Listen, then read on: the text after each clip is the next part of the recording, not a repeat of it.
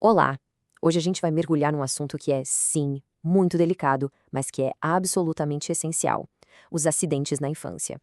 A ideia aqui, com base nas reflexões do pediatra Sérgio Feitosa, é tentar mudar completamente o nosso jeito de olhar para isso. Em vez de procurar culpados, vamos juntos buscar soluções que realmente funcionam para proteger as nossas crianças. Essa frase, ela já diz tudo. É a verdade mais dura e o nosso ponto de partida.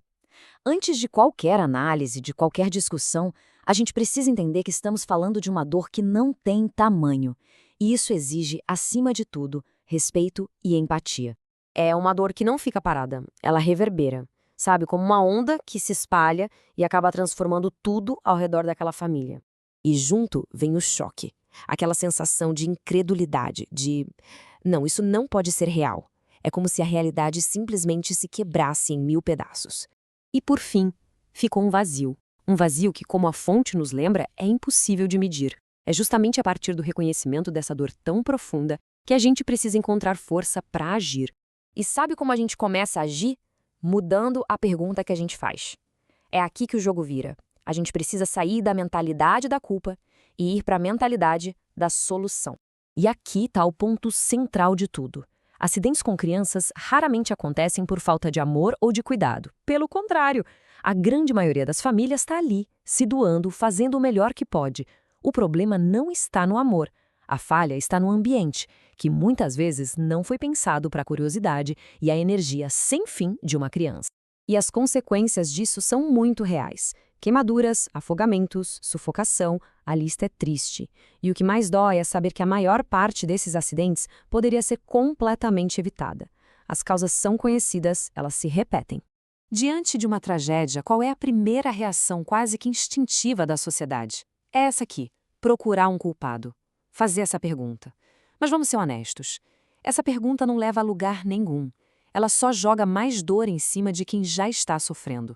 Agora, se a gente troca a pergunta por essa, aí tudo muda. O que está faltando para a gente proteger melhor as crianças?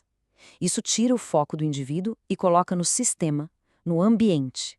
Força a gente a olhar para as ferramentas, para as estratégias que a gente tem ou que não tem. E isso nos traz para uma distinção que é fundamental. A diferença enorme que existe entre confiar só na nossa atenção e construir um ambiente que seja seguro por si só. Pensa só, são duas mentalidades bem diferentes. De um lado, a da vigilância, que é essa ideia de ficar atento, não desgrudar o olho. Ela depende que a gente seja uma espécie de super-humano que nunca se distrai. Do outro lado, tem a mentalidade do ambiente. Aqui o foco é outro. É organizar a casa, eliminar o risco lá na raiz, é criar um ambiente à prova de criança. E o motivo para essa mudança de mentalidade é a coisa mais simples e poderosa do mundo. Nenhum de nós consegue vigiar uma criança o tempo todo, sem parar.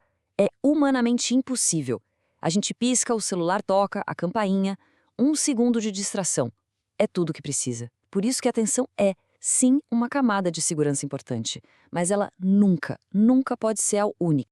Então, como é que funciona essa proteção real que é baseada no ambiente? Vamos ver uns exemplos bem práticos que deixam essa lógica muito clara. Pega a cozinha, por exemplo. Todo mundo conhece aquela dica: vira o cabo da panela para dentro. É uma boa dica, ajuda. Mas isso é uma proteção extra, secundária. A proteção principal, a mais eficaz de todas, é outra. É simplesmente manter a criança fora da cozinha enquanto alguém está cozinhando. Se a criança não está no ambiente de risco, o risco desaparece. E essa mesmíssima lógica se aplica a um dos perigos mais silenciosos e fatais que existem dentro de casa: o risco de afogamento. Muita gente pensa em afogamento e logo imagina uma piscina, o mar. Mas para as crianças pequenas, o perigo pode estar em pouquíssimos centímetros de água. Um balde, uma bacia, a própria banheira, são itens comuns do dia a dia que, num piscar de olhos, podem se transformar em uma armadilha fatal. A solução, de novo, segue a mesma regra de ouro. A proteção mais forte não é ficar vigiando a criança perto da água, é garantir que a água não esteja acessível para começo de conversa. Se não tem acesso, não tem afogamento. Simples assim. Certo. Então vamos juntar tudo isso em ações bem práticas. Como é que a gente pode, de fato, tornar o ambiente mais seguro? Aqui tem algumas medidas diretas, super eficazes, baseadas em tudo que a gente conversou. Cada ponto desses elimina um risco na fonte. Criança explore o mundo, é da natureza dela. A nossa responsabilidade, de quem cuida, é só garantir que essa exploração seja o mais segura possível. E é fundamental entender uma coisa: tomar essas precauções não é exagero, não é ser superprotetor ou neurótico. É prevenção inteligente. É entender como funciona o mundo de uma criança e adaptar o nosso mundo de adultos para que ele seja seguro para os pequenos.